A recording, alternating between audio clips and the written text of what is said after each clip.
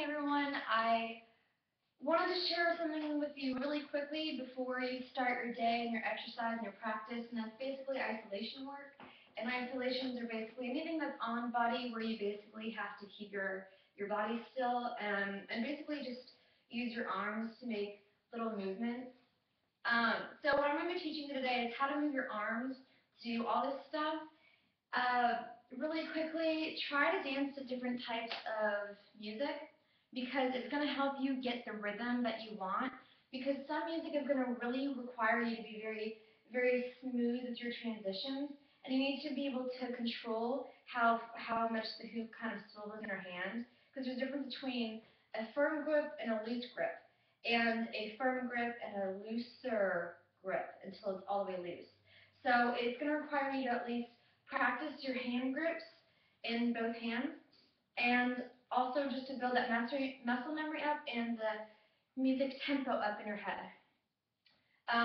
So it's going to help you kind of get into the gear of the flow. The other one is just the reason I'm doing this in the morning is because it requires you to move your arms and to stretch them and to bend your torso and maybe even your legs in a certain way. Maybe you're like in a short ceiling room like I am right now, so you could do your tricks.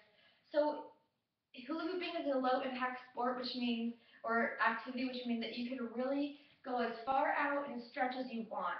And this whole stretching is going to help you kind of to make this isolation look so much cooler than like just sitting here and doing this, which would still look cool.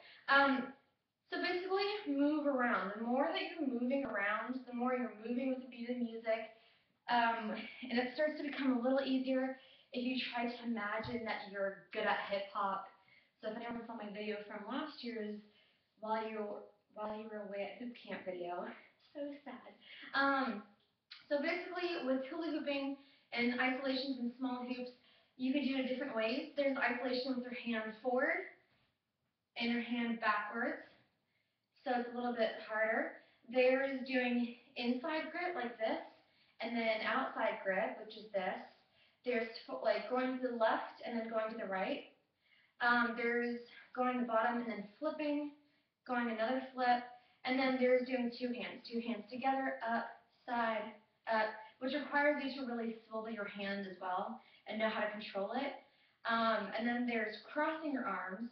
So when you get to this point up top, you switch your hands and go down and switch, and you kind of have to move your torso, and you're going to move it a lot more if it's a bigger hoop.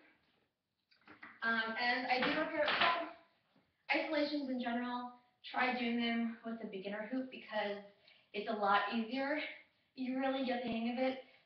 Poly Pro, like this one, it's really light, but it's also harder for you to kind of get the hang of the trick if it's so light you can't control it. So control is a lot about what isolation is about.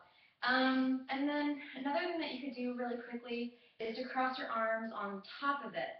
And then with one hand, if people wanted me to do more tutorial on this one, I'll get onto it, but to kind of push with your right hand and then go all the way up, let your hand swivel, cross, and then go down. And that's something you could do. You could also do coin flip as well, which is a loose grip in both hands, and then kind of fold it.